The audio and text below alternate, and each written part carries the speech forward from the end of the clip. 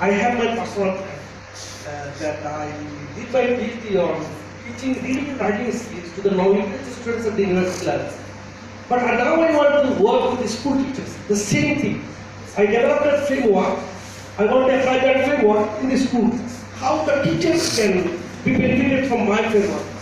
So I have already started working with this framework with the different public work schools in Chicago. Hopefully, if I can become successful, I want to share this a small scale action research in the BELTA web page. If you can share our actual classroom experience in the central BELTA web page, it's very useful. You can make our BELTA web page very much attractive, resourceful. Like government is running a project to share the innovative ideas, innovative classrooms.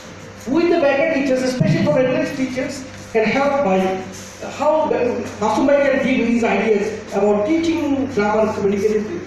Or Mujib can share his idea of teaching grammar vocabulary attractively. It might be for primary level one session, secondary level. So we can, if you can share these things, definitely our teachers will benefit. Because I cannot visit Kushti, I cannot visit Borisha, but I can share this. And if I through BELTA chapter materials, if I say that you please access and share your ideas. Yes, you have to.